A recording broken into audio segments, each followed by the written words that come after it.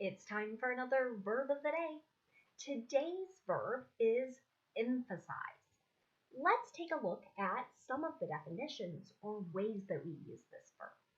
The first way you might hear the verb emphasized used is to mean to give special importance to something in speaking or writing. So, as people speak and write, they may try and stress the importance of a particular piece of information or a certain direction, etc. That's essentially what this first definition is all about. A second way you might hear the verb emphasized used is to mean to put stress on a word or a phrase when speaking. For this particular definition, it's probably a good idea for all of us to think about maybe a parent or a guardian, and when we were really little children, right? Hearing them say, "Do not," right, and then telling us, "Hit your brother," or "Throw this," etc. Right? But that word "not" had this additional stress, and that's what the second definition means. A third way to use the verb emphasize is to mean to make something more clearly defined.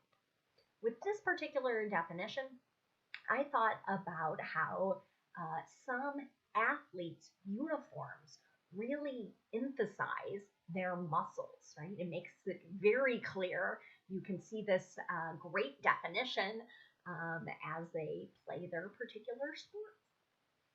You should know that emphasize is a regular verb.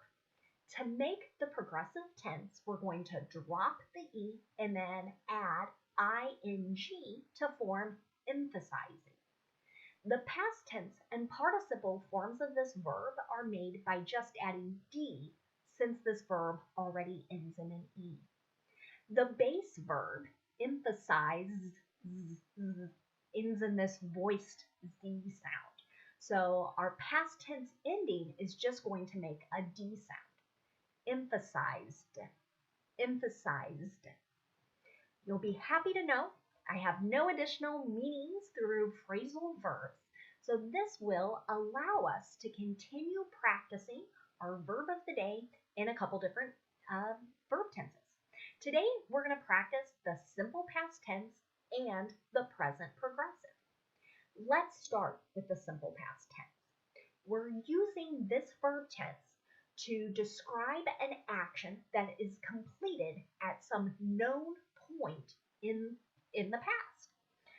To make an affirmative past tense sentence, we're going to use our past tense form that ends in D, and this is true no matter what our subject is. Let's take a look at an example sentence. The superintendent emphasized the importance of vaccinating teachers when he spoke yesterday. So superintendent is generally the leader of a school district, right? So we have a principal who's the leader of a school, and generally there are many schools in a particular district. And here, this particular superintendent stressed how important it was for teachers to receive COVID-19 vaccines. Now, if I want to make a negative simple past tense sentence, I'm going to use did not and then the base verb. So notice I'm not using the form that ends in D in the negative, nor will I use it when I make a yes or no question.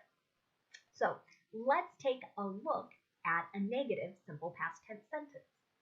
The coach didn't emphasize defense at this week's practices, and it showed in the team's performance.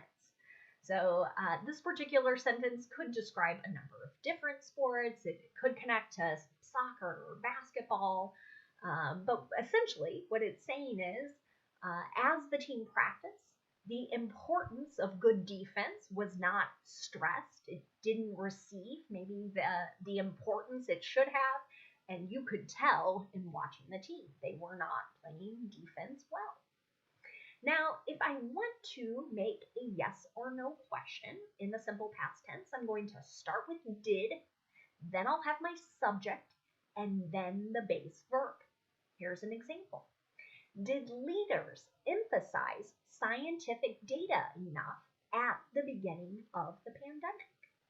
So this is something I've heard asked in many different ways, but was the importance of looking at science stressed enough?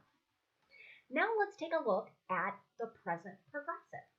We can use this verb tense to talk about an activity that is in progress, an action that is in progress.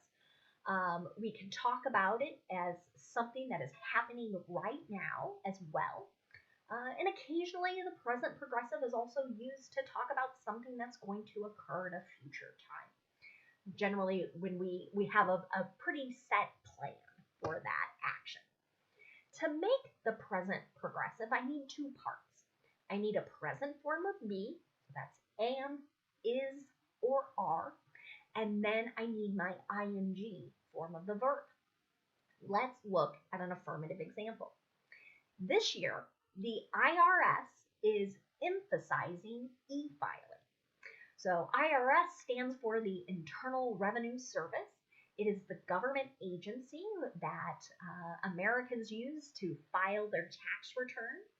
And this particular agency is stressing the importance of e-filing. And generally the idea is you will get a refund faster or more quickly if you do that versus printing off a paper copy of your tax return, filling it out, and then mailing it in. Now, if I want to make a negative present progressive sentence, I'm going to insert not after my be verb. You might hear many Americans use contraction forms like isn't or aren't. Here is another example sentence. Schools aren't emphasizing cursive writing as much now. So this, again, refers to a different style of writing, right, where the letters are connected. Generally, we describe writing as being either cursive or print. What you're seeing on the screen looks more closely to a print style of writing. And this is true especially with many remote learning environments. Schools are not stressing the importance of cursive writing. Finally, let's look at making a yes or no question in the present progressive. To do this, I'm going to start with my form of be that matches the subject, and that comes next, and then my ing form of the verb. Here's an example. Is the CDC emphasizing mask wearing and social distancing? So CDC is referring to another government agency. It's our Centers for Disease Control and Prevention. It's shortened and clearly much easier to say. But they provide a lot of medical guidance, particularly to us during this pandemic. Now, let's take a look at some words that are related to our verb emphasize. The first word we're going to look at is the noun emphasis. Just like our verb, this noun can have several different meanings. The first way the noun could be used is to mean special importance or special value that is given to something. Here is an example of this noun in a sentence. The teacher said she will put great emphasis on students' written work. So in this particular sentence, perhaps the teacher is putting more importance or more value on written work versus quizzes or tests. Another meaning for this noun is stress that is laid on a word or a phrase that will help indicate special meaning or greater importance. So here is an example of this noun in a sentence. The language teacher put emphasis on the proper pronunciation of new vocabulary words. So she's putting particular stress in hopes that his or her students can better understand and produce similar pronunciation. Now, let's take a look at the adjective form of our verb. It's emphatic. Emphatic means showing or giving emphasis in a clear or forceful way. So think very strong. Here's an example of this adjective in a sentence. The spokesperson was emphatic that the president would protect everyone's rights. Okay?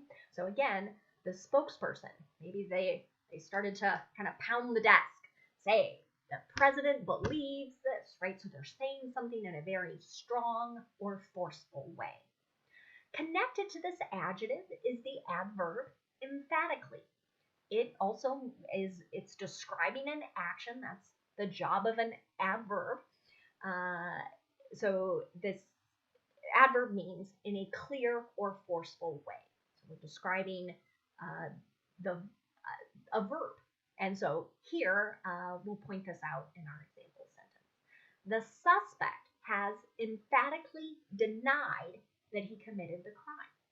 So emphatically is describing the verb deny, saying, I didn't do it, right? So how did that verb or that action take place? It was done in a clear or forceful way. Thanks so much for watching today's video. I hope you have a great day.